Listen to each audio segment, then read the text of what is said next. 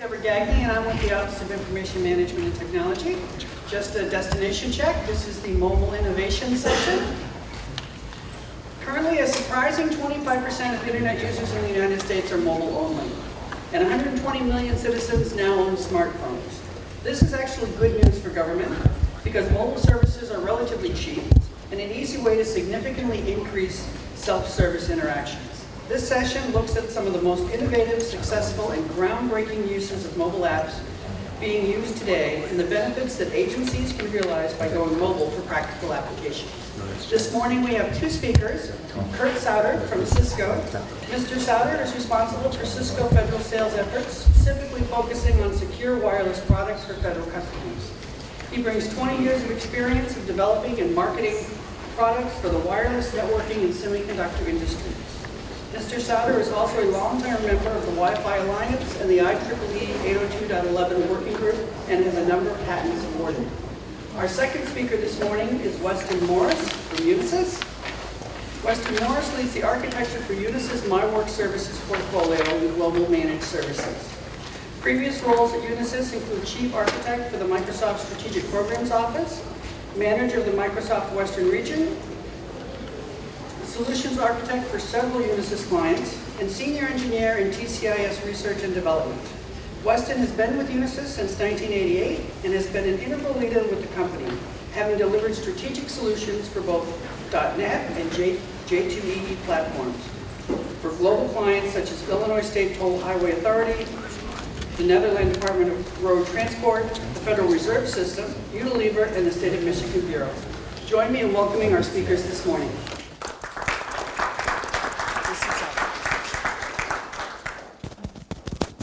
Thank you, Deborah. Is this on? Can you guys hear okay? Good. So my name is Kurt, and thank you for the very nice introduction and the wonderful lay. This is quite beautiful. So this morning, we basically have kind of two sections of our presentation for you today. And I'm going to be speaking about BYOD, kind of walk through a couple of quick examples of it, and then kind of end with a little bit more on device application and control. And then Weston is going to basically come up and talk a little bit more about BYOD and device security. So that's our agenda for this morning. And I think we all know where we're at in terms of where the industry is going, in terms of the Internet of Everything.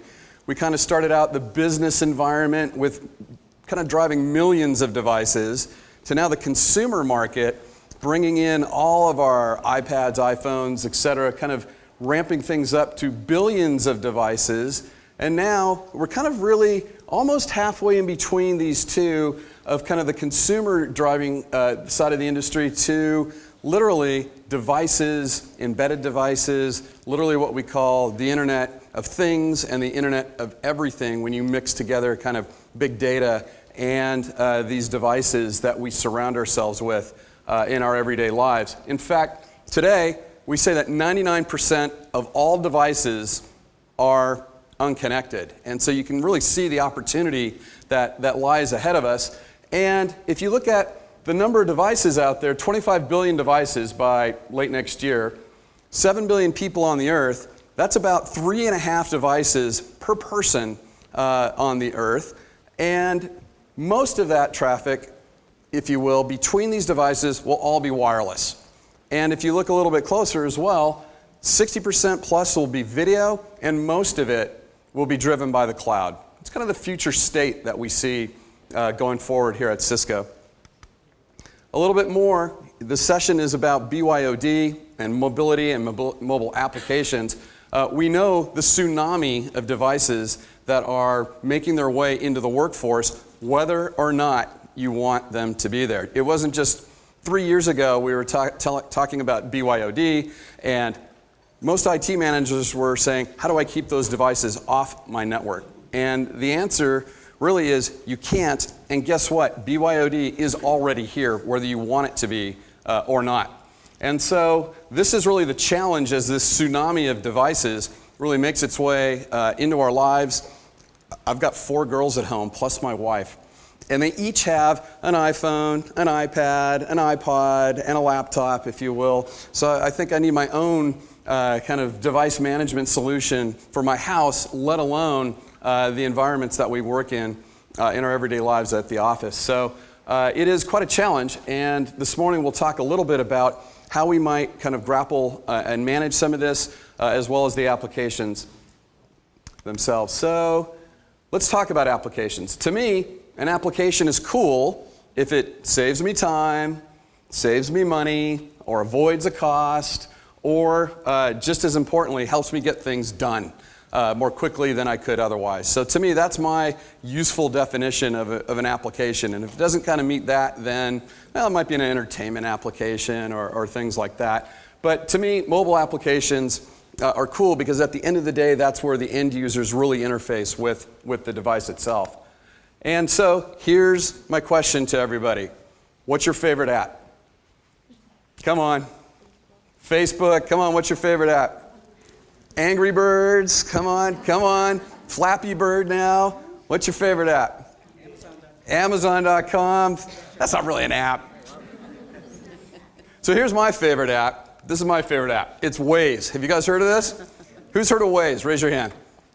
About a third of you guys. Here's why I like this app so much. It basically is a wayfinding application for travelers, commuters. It basically takes your kind of Google Maps, if you will, and adds a layer of intelligence on top of it by taking data from everybody else who's using Waze and layers it on top of it, these maps. And just as importantly, it's very smart in terms of route finding, but just as importantly, it tells me where all the police are. And so as users, Waze users see police, they just click, oh, there's a policeman there. And it kind of warns the next guy coming down the road that this is there. So it saves me time. It saves me money, not just in terms of gas, but maybe avoiding a ticket, which is definitely something we'd like to do. So this kind of meets my criteria of a really good app because it's intelligent.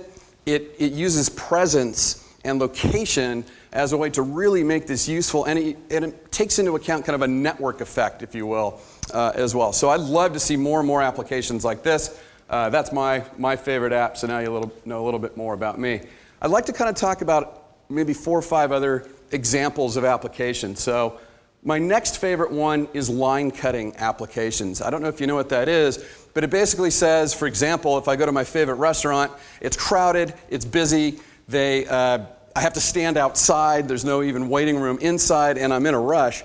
I can basically pull up the app, put in my order, place in my order, and basically speed the process up by which I can get served at a given restaurant. And the same application, if you will, applies to whether it's a restaurant or anywhere else that I have to go and stand in line to be served. So the same thing would be true if I'm going to get, say, a permit or a license and I don't have an appointment. Maybe while I'm waiting, instead of standing in the long line to the very first window that just basically gives me an appointment at the right window, maybe I can do that on an app right there while I'm waiting and get through the process much more quickly. And so as a citizen, these are the types of applications that really matter to me because, again, it saves me time and can really speed things along. And oh, by the way, if I pre-register before my appointment with my mobile device, when I show up, there's no reason that the system can know at that branch office or wherever it might be that I'm here. So it knows when I register for the appointment what my mobile device's ID is, and ta-da, when that mobile device shows up, it knows that I'm here and can send me an acknowledgement, reconfirm what window I'm due at, things of that nature. So it really helps me kind of move forward with things. Communication is a big one. I don't know if you know what Cisco Jabber is, but it basically allows us to communicate with our unified communication system and our real-time video telepresence systems on the go over our mobile devices so that I can continuously stay connected. Same thing with Cisco WebEx, so the ability to host a meeting and have different participants participate in that meeting, whether they're on a mobile device, a laptop, a desktop, a telepresence system. It connects us all together for the same meeting. So pretty cool. University campus. I know there's a few people from education here. So wayfinding applications on campus. So map of the campus. How do I get from here? Where's the bookstore? Where's the bathrooms? Where's security? Things of that nature. Again, allowing these apps to kind of have a presence and a location tracking aspect of it, I think are super good. College class attendance taking. Hey, every one of those students has a device, a mobile device in their hand. Why can't the system automatically take attendance for me? I might have to authenticate and make sure it's me with that device, but there's no reason that it can't do something like that. And maybe a safety app as well, maybe a panic button, if you will, on campus. You know, you go to some college campuses, they have this like pole with a light on top and a big red button that you might push. Well, why not just have that on my phone so that the system knows exactly where I am and that there's an emergency of some sort? In the same kind of breath, emergency and first responders, Amber Alerts, weather alerts, some of the wiser tools are things like hazardous material lookups and things like that for first responders. All of those really cool applications, I think. Red Cross has a nice app and comes complete with first aid instructions, as well as the ability to kind of find people in a disaster. You know, let people know I'm here, I'm okay, things are going well still. Other things, here's one of my favorite ones. This is the Austin Airport. This is TSA at the Austin Airport. And when I'm there, sometimes the lines look like this, no problem. And sometimes in other places, the lines look like that. And there is no reason that you can't use an app or the wireless system to determine how long the lines are. And this is how they do it. They use Wi-Fi, and they basically track how many users are standing in line because everybody has their phone in their pocket, and they feed that data right back up to their website or to other external applications that you can basically say, how are things over at the Austin Airport? I think this should be everywhere in the United States, letting me know if I might need a little extra time to get through security, or hey, you know, security's a breeze, let me finish my Starbucks before I go. Here's one of my favorites. I think there's a number of studies out there that in big cities, 30% of the traffic on city streets is basically people driving around looking for a parking spot. And that's a lot. And so the ability maybe to have an application that shows me and tells me where I can park or where open parking slots are, to me, that's a big deal. And that's a service I think that every city should be looking at. Basically, in some implementations of the system, I can play this later if time allows. It's a video showing these parking spots and the camera trained on them, noting how many open spots there are. And so it feeds that system or feeds that information back to an application such that a map would show me where there's open parking and how many parking spots might be available at any given point. So very, very useful. Again, to me as a citizen, I want things that make my life easier. I don't want to waste time, money, and gas, and maybe even they can tell me where the cheapest parking might be in a given area. But to me, a big deal. There's a number of connected parking systems out there that feed the system, but the reverse is true. It's also something that can actually monetize and make money. So the same cameras can monitor if somebody is in a no parking zone and, you know, send somebody out and give them a ticket as quickly as possible. So those sorts of things are all possible with this as well. Government buildings and venues such as museums and stadiums and state historical sites. Again, applications that basically can allow people to walk around, know where they're at, and then push content to my mobile application based on where I am. So again, it's kind of proximity application. So I'm at the museum.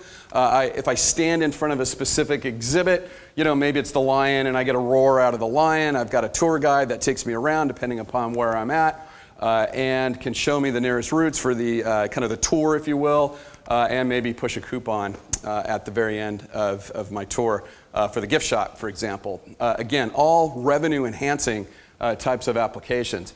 Other examples, asset management. So Wi-Fi tags allow me to find things that might be missing. So assets and inventory, such that I might say, let's say I'm in a facilities role, I can walk up to an air conditioning unit that needs servicing, and I can actually verify with my app that yes, this is the device that's up for service and needs to be maintained. So we have a large kind of ecosystem of Wi-Fi tag partners that will allow you to, again, know where you are or know what you're in front of. and even versions with badges for people to walk around a building. So I have a guest person or a contractor in a secure facility, and I really want to know where they're at. Or more importantly, I want to know that they're not in places they shouldn't be. So I issue them a badge, and the system can kind of alert security if people are wandering into places where they should not actually be allowed to go. So these types of applications are pretty cool. Hospitals are a huge user of Wi-Fi tags already. You know, where is the crash cart? Where is the IV pumps? All those sorts of things are heavily used by hospitals already. And here's my favorite. Guest user Wi-Fi. I know I keep saying Wi-Fi a lot, but it is the engine that drives a lot of these applications. And if there's one thing that you can do, it's allow people to get on the network and do whatever they want to do while they're waiting. And so to me, if you're going to make me wait with my kids sometimes, who also has, of course, an iPad in their hands, give me free Wi-Fi if possible, because Wi-Fi makes people happy. There's no doubt about it. In fact, some of the Wi-Fi Alliance studies show that people would rather give up chocolate versus give up their Wi-Fi connection. And so it's an extremely addictive experience. I know we say really, but really. And so the point in all this is the same system that we just talked about for every one of these applications can run all of these applications. In other words, it's the same system. There's nothing special between any of these applications. So make use of it. All right, a little bit more on the second half of this, which is, okay, we've got applications, we've got devices, now what? What are we going to do? How do we control them? One thing that Cisco does is we have something called AnyConnect. It's a VPN that basically runs on almost every single device that's out there. Android, Mac OS, iOS, you name it. It's basically Unix, Linux capable of running on these devices, and it's a VPN technology that will secure the device and secure the connection to your enterprise. But it also does some other things that I think are important, and that is it can check posture on the device. So it can ensure things like your virus scans up to date, the operating system versions up to date, and things of that nature, and interface with some of the back-end systems that Cisco has that I'll definitely show you here in just a second. The number one problem that I think IT administrators have today with BYOD is people love to change devices about every 2 years, funny as that might be, which is typically the length of their contract. So guess what? Every 2 years, I'm getting the latest and the greatest, and I deserve it, and guess what? We all want it. And so this progression, whether it's iPhones or Android devices, is going to continue. And so we need to solve that problem because it's going to drive us crazy otherwise. And we have this solution called Cisco ISE. It's our identity services engine, and it's basically our authentication system. It's like a Radius server, if you will, on steroids, if you want to quote it that way. But basically what it allows is users to register their own devices. So I can have my own devices, I can register my own devices, and therefore I basically, as an IT administrator, can simply approve those devices that end users are bringing onto my network, and then start kind of the onboarding process automatically for them. And just as importantly, an end user, because nobody's ever lost a phone in their entire life, can blacklist their own device if they want to. So I've lost my device, I can't find it. Let me go in and blacklist it so that the system basically doesn't let it back on the network. Or if it does find it, can at least alert me, for example, that device is trying to get on the network, or hey, if I've got a location tracking system in building, where is that device? We may be able to help find it. So ISE, again, I kind of mentioned it's a authentication system, but the cool thing about it is it can help you create policy based on a number of things. So who you are, if you're, let's say, a contractor or an employee or a guest user, based on what type of device that you actually have. Is it an iPhone? Maybe we don't do iPhones in our environment. Maybe we only do MacBooks or IBM PCs or Lenovo PCs, I should say now, and things of that nature, so that you can actually create a policy that puts devices on certain networks and enforces certain controls based on the type of device. So ISE is pretty cool in the authentication process. It can tell what type of device it is that's trying to connect to my network. You can add to it a policy based on where the user is. So I can physically tell where they're at. So for example, if I'm outside the building, maybe the type of access that I get is reduced versus inside the building. Posture, we talked about AnyConnect, so the VPN that sits on your mobile device can basically then say posture is good or posture is bad. So based on that, when the user tries to authenticate, you can do certain things. Maybe put him in a quarantine VLAN, for example, or a remediation VLAN so he can get his device updated. Time of day, access method, this applies for wired or wireless as well. And so finally, you can even create custom policies based on, say, certificates that you download to a mobile device. So this is what ICE can do. It can control the way users get onto your network, the privileges that they have, and kind of the control that you exert over a given device or a given user. And this is corporate-wide, enterprise-wide, statewide, for example. It is that capable of a system, widely scalable. The other cool thing that you can do, and we're going to have Weston talk about MDM a little bit as well. The same system can look at an MDM and understand if that device is registered, if it's using encryption, or it's jailbroken, for example. You can pull that kind of information in to the authentication policy based on the MDM that's running for those devices that you might have, mobile device managers. Okay. So a little bit more about applications. A couple of years ago, the only apps that we had were the ones that our enterprise gave us. Now, it's definitely changed, where we have a whole bunch of apps running with ones that we also use at work. And in fact, the trend is very clear.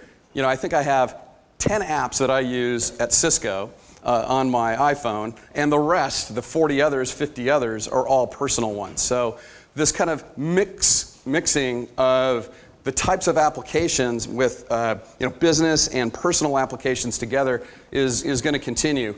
And so what can we do about it?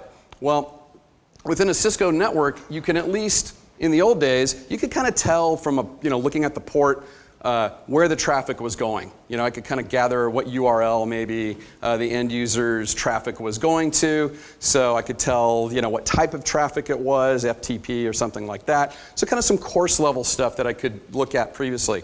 Now, within a Cisco wired or wireless network, you have fine-grained visibility into the types of applications that are running on your network. And it's pretty cool. So it's truly, if you will, deep packet inspection and signatures on an app-by-app basis. In fact, developers can submit their signature for a new app to the Cisco database. And ta-da, I know exactly what type of app this is, whether or not the app is using different ports or random ports and things of that nature. So very, very high accuracy in terms of its ability to do that. And now, the one thing that I can do is prioritize certain apps over other apps.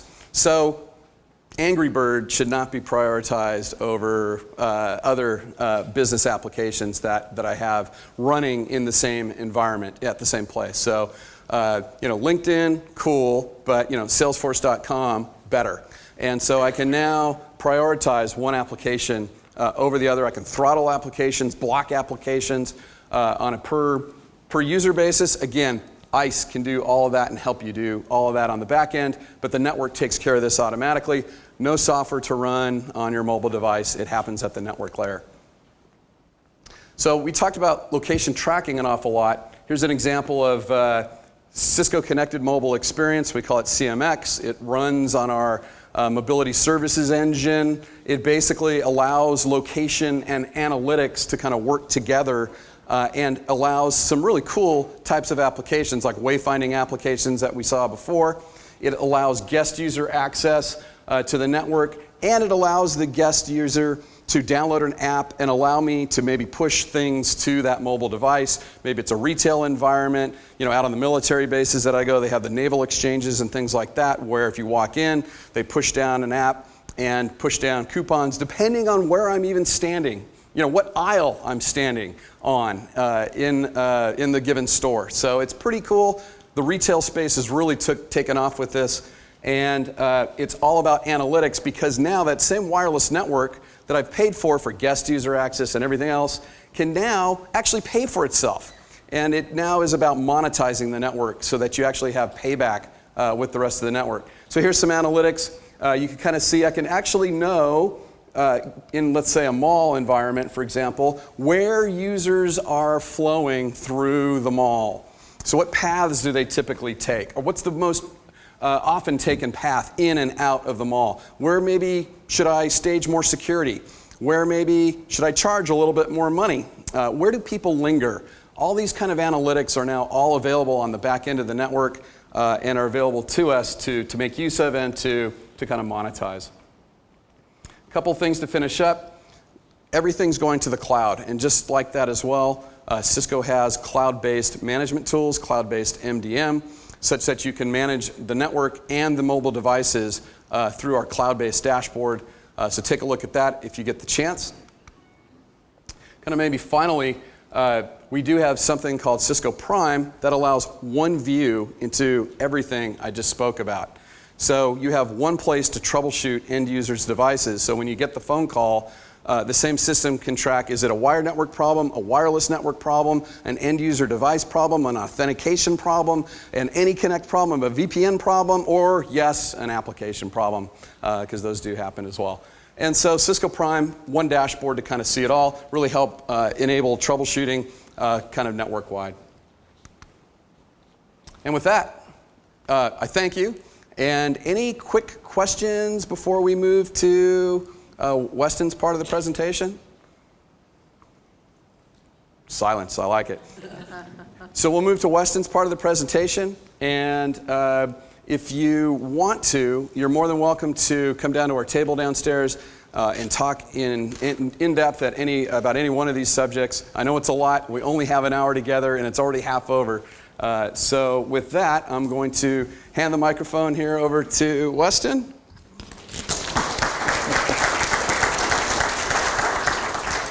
Thank you, Kurt. That was an excellent first half here, our discussion about mobile applications and the public sector.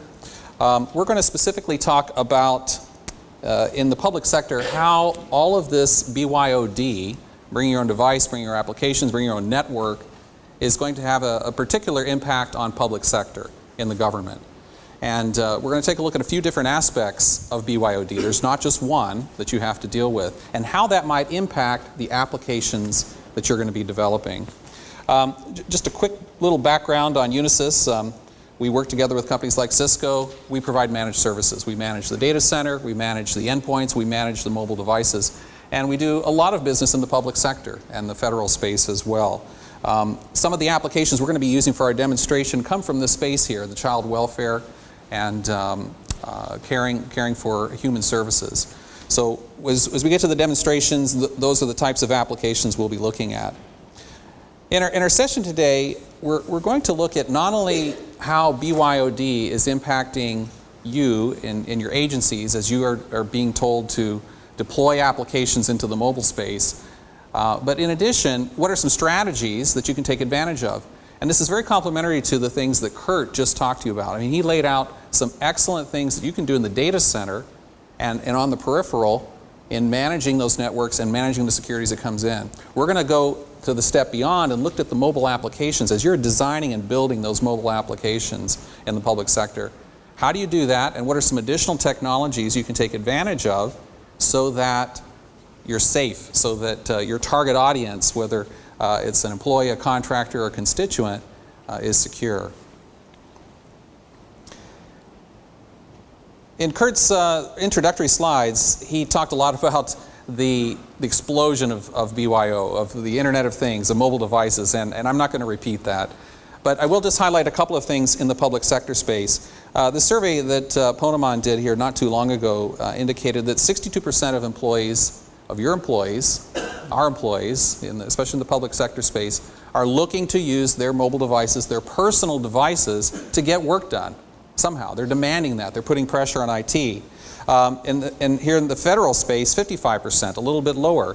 I think they're recognizing it's a little bit harder to pull that off in the federal space. But then that same survey revealed that these same users that are demanding that they get to use their personal devices and getting work done, only 1 out of 3 have password protection on it. And that's just the starting point.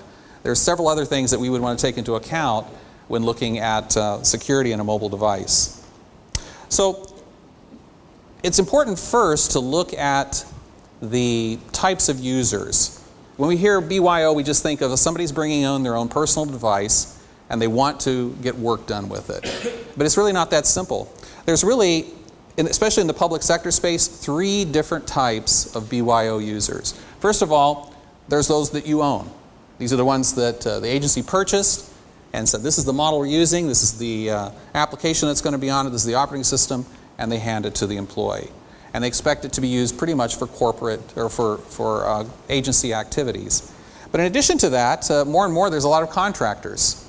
We'll look at some examples here, especially in the child welfare area, where the people using the mobile devices and the apps are not an agency employee, but a contractor, or you might view them as a contractor, or somebody that's working with you, such as a foster home care. The parents that are in a foster home, they're not state employees, but they want to use mobile applications to, as Kurt said earlier, get in line quicker, get their job done more quickly, facilitate the work they have to do.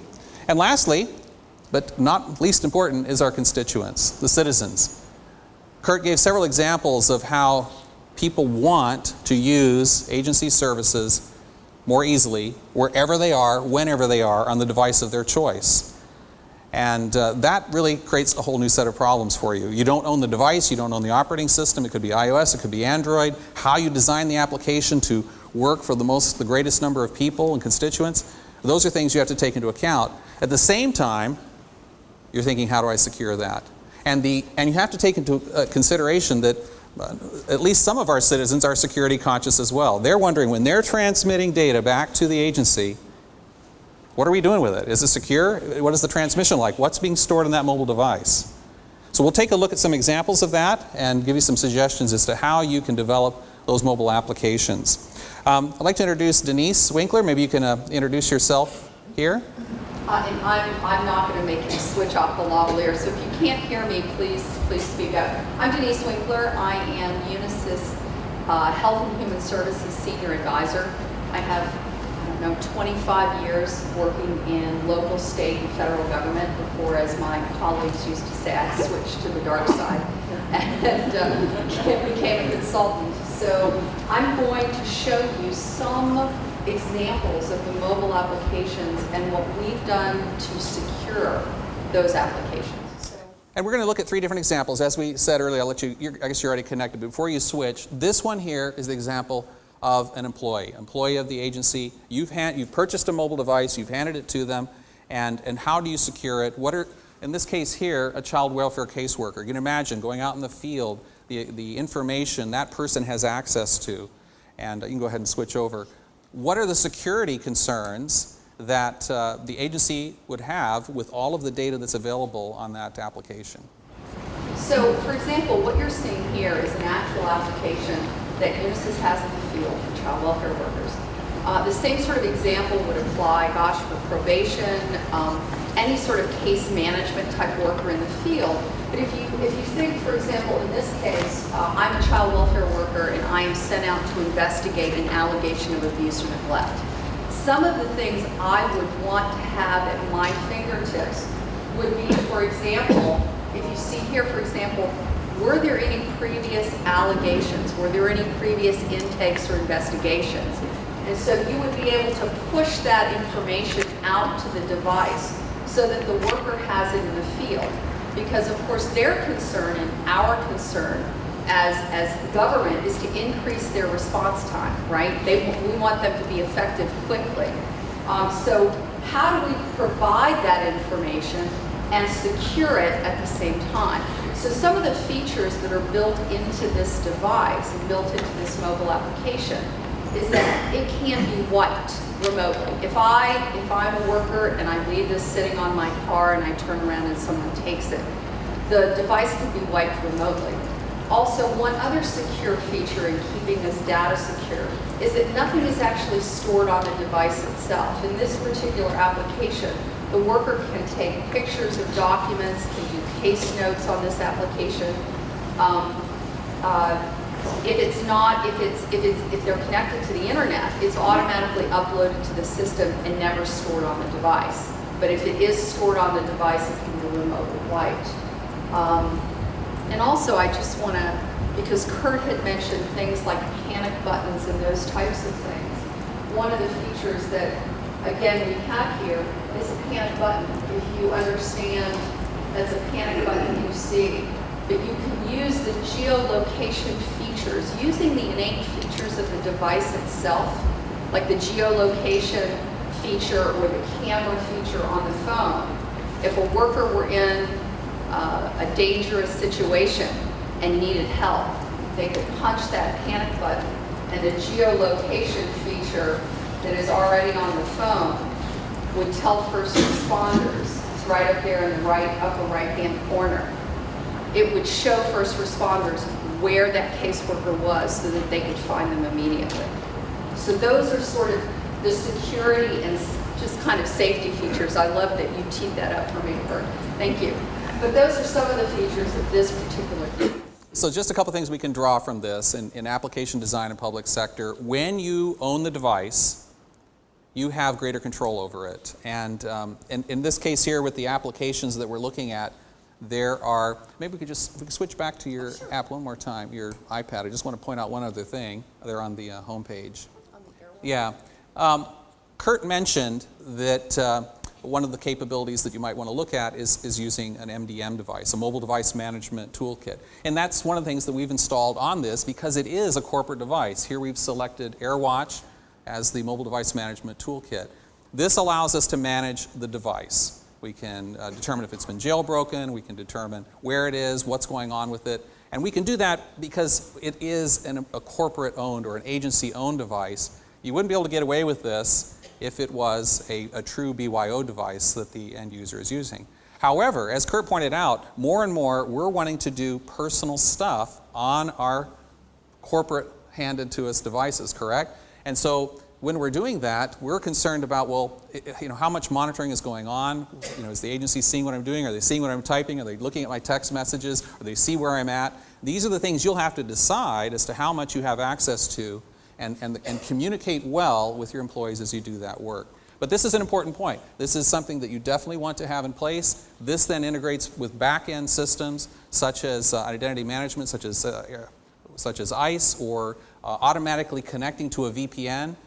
For that application, such as Cisco AnyConnect. So these are capabilities that you can take advantage of if it's a corporate-owned device. Now let's switch gears and take a look at what happens if this is not a corporate-owned device.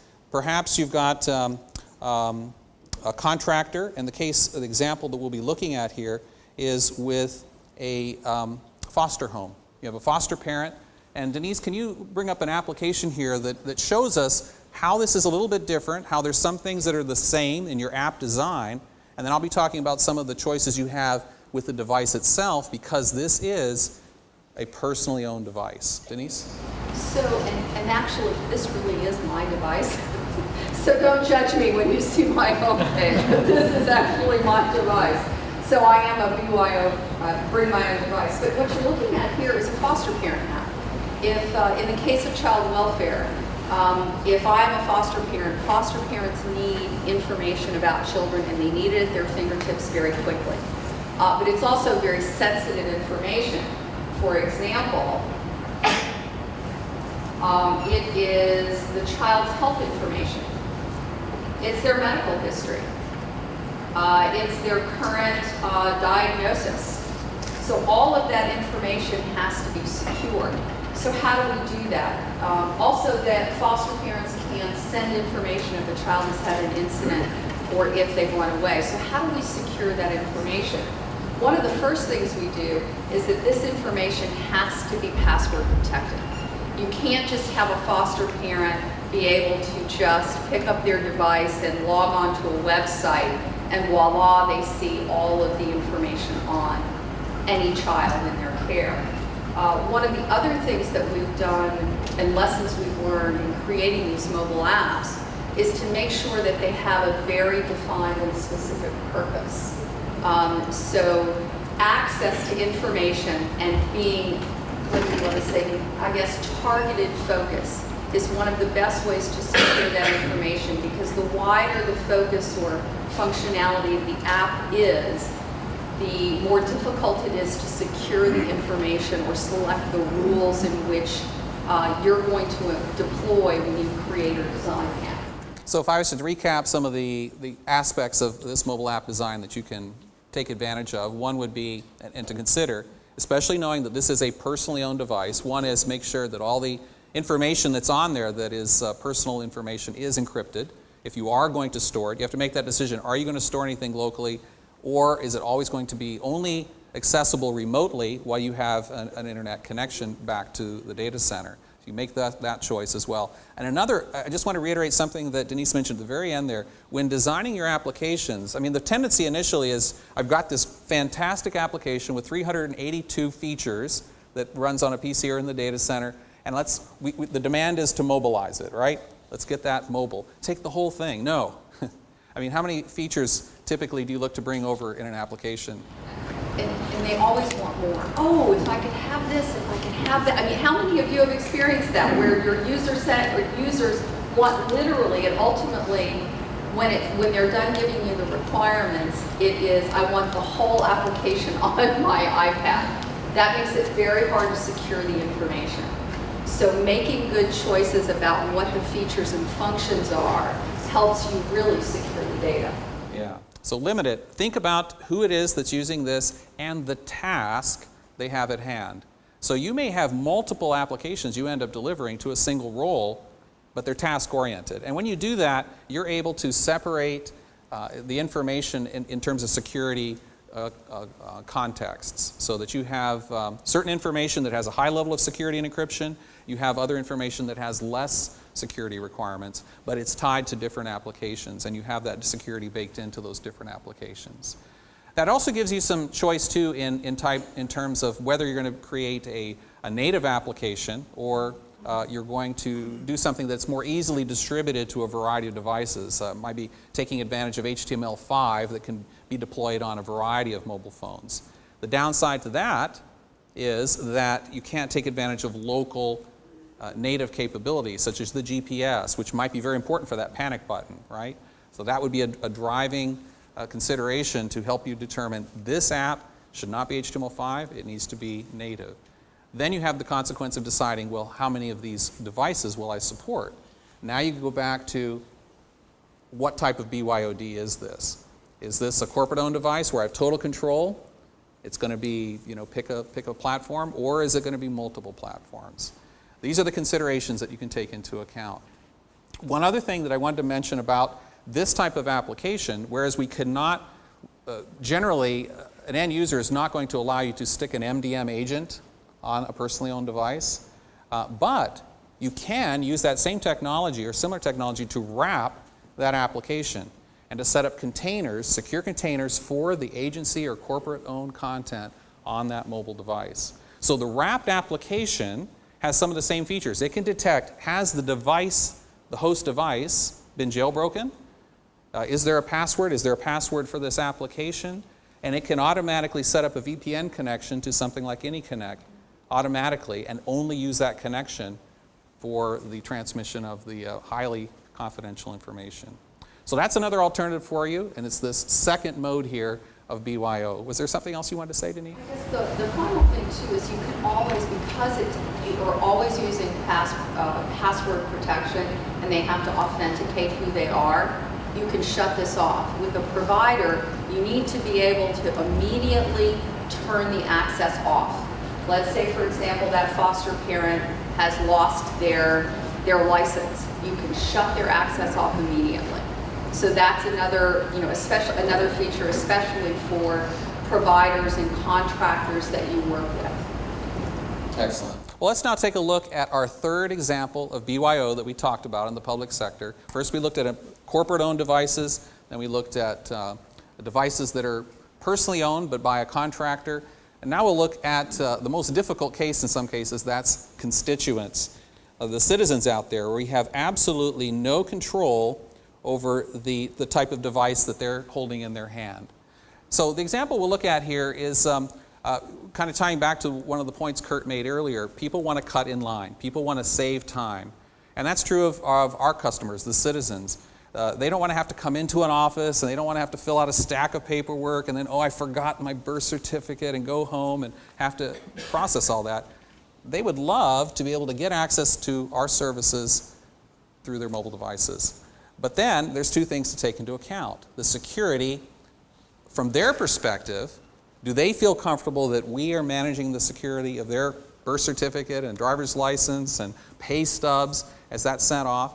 And from the agency side, we have to be confident that any information that we're pushing to them is secure, and if that device gets lost or stolen, is there a problem with the content that's there? So Denise, if you could walk us through an example here of a citizen application. So this particular application that I'm going to show you is actually in operation now in Los Angeles County, and it is for citizens who are receiving cash assistance or food stamps, for example. And whenever you receive those kinds of benefits, you have to submit documents to prove your eligibility every 6 months. But as most of you know, in the citizens we work with, they rarely come to the office with those documents. It's always, there's always a turnaround. So this particular application allows citizens to be able to submit documents using their smartphone, and again, using the innate features within the phone, the camera, for example, and the geolocation. So they can, for example, let's just say I need to submit income verification. So I would click on income, and it would give me instructions if I need it. But if let's just say this is my pay stub. I can lay my pay stub here, and you're actually seeing my phone. I can take a picture.